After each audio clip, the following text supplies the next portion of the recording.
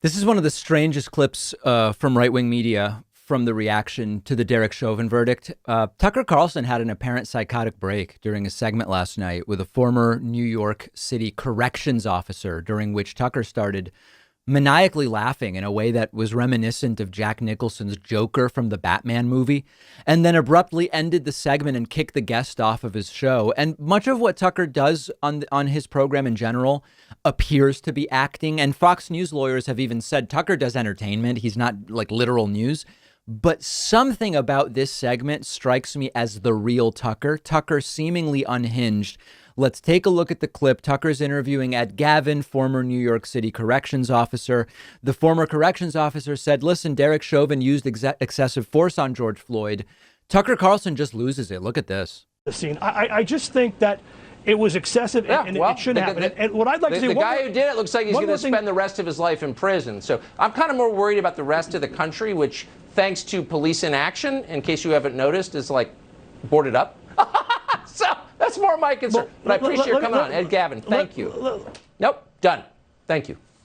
Isn't that something? If you thought that the Matt Gaetz interview was weird 2-3 weeks ago because of Gaetz's behavior, it was nothing compared to Tucker's behavior last night. What do you think this is about? Like, is this that Tucker maybe senses that the Chauvin verdict is part of their grip slipping away and maybe a new era of accountability being ushered in? That would be great. I don't think that's actually why Tucker is behaving like this. Was Tucker planning on running video of violent riots from Minnesota last night and there were no violent riots, so this is what he came up with instead? One cop found guilty and Tucker is instantly off his rocker. It's very weird. And the laugh is particularly unsettling, but also kicking the guest off when you supposedly run a show that's about discussing ideas, even when your ideas might conflict with somebody else's. It's bad enough. And of course, this gets us back to the really consequential piece of all of this, which is that there are so many people who watch Tucker and they take him seriously and they take his show seriously and they take his perspective seriously. You and I might see this and say, first of all, how can anyone watch this and react by saying, wow, this seems like a good place to take my opinions from? But there are people who will react and not think that that's a completely unhinged person. And for many people, sadly, shows like Tucker Carlson's are the only input that they receive to form their view of what's going on in the world and in the United States. And that's a really scary thing. Now, one other note. This isn't the only time that Tucker has sort of broken like this.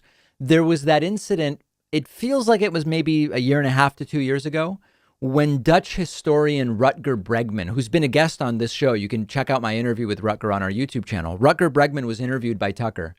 Tucker didn't like the direction the interview was going. Rutger was clearly not laying down for Tucker Carlson.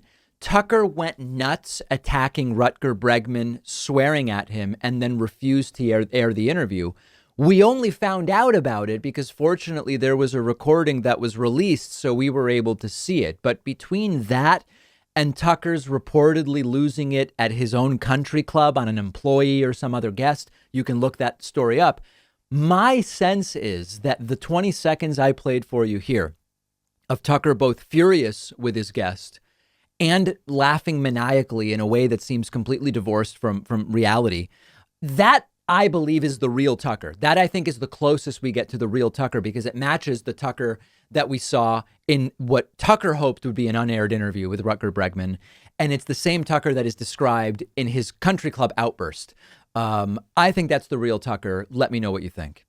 One of our sponsors is CuriosityStream, letting my audience try it free for an entire month. CuriosityStream is a streaming service offering thousands of documentaries from some of the world's best filmmakers, including exclusive originals. And CuriosityStream is just like the Netflix for documentaries. It's perfect for anybody who loves politics, history, science, just documentaries in general.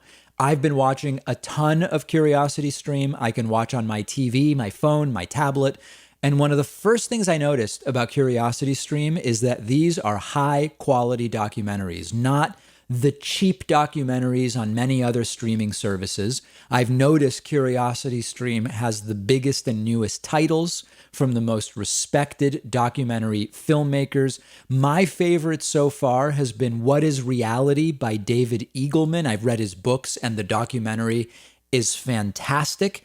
CuriosityStream is just $2.99 a month or $19.99 for a whole year, but my audience can try it free for a month when you go to curiositystream.com/Pakman and use the promo code Pakman.